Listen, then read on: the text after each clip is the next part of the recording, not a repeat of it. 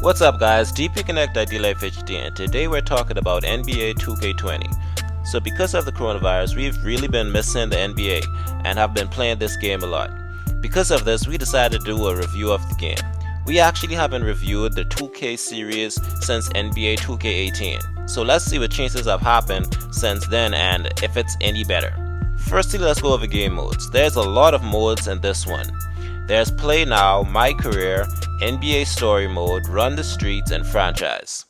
On the Play Now, you can play multiplayer, quick game, or NBA Blacktop. On multiplayer, you can play locally or via online game center.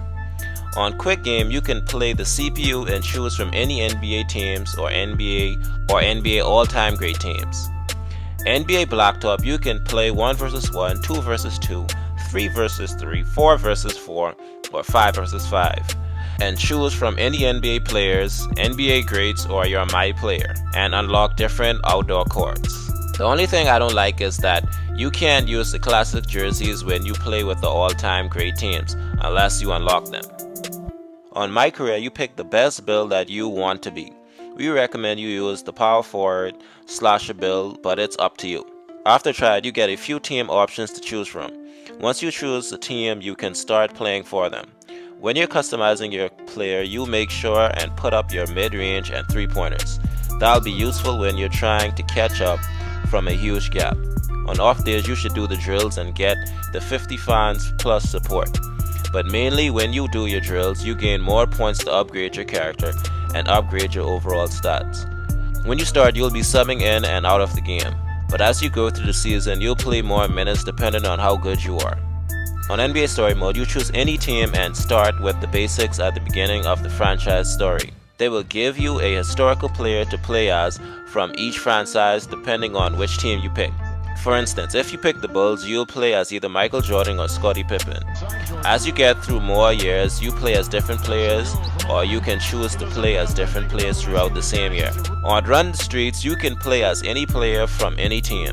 You can choose your team lineup and play as any player in the league, including your created player, but only 3 play on the court at the same time. You can play PvP or local and win awards depending on how many times you win. You can play a ranked game, play with random NBA players, build up your streaks, and level up. If you want, you can play Story Mode to begin your Run in the Streets career.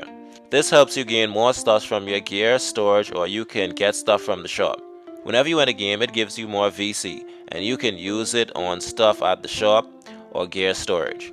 Every time you rank up, you can gain XP for your players. When you're in tournament mode, every time you win, you get a reward. But remember, in order for you to enter the tournament mode, you have to pay a certain amount of VC. If you lose twice, you're eliminated from the tournament. On Franchise, you can play as any NBA teams and play several full seasons as you build your team. Try your hand at free agency, deal with injuries and players complaining that they don't get enough playing time, and trade players within the league until you build the ultimate squad that will win you the championship.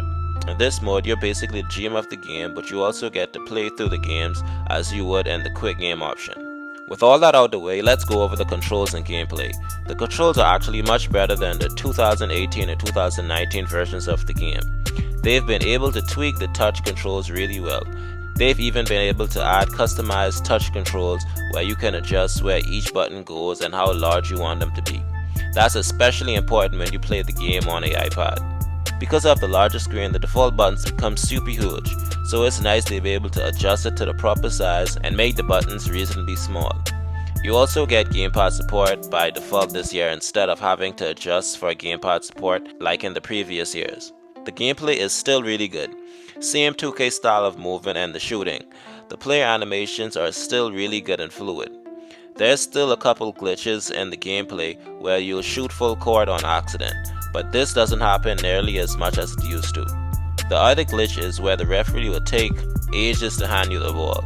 If this happens once or twice, it's cool, but when after every single out of bounds play, it definitely starts to get annoying.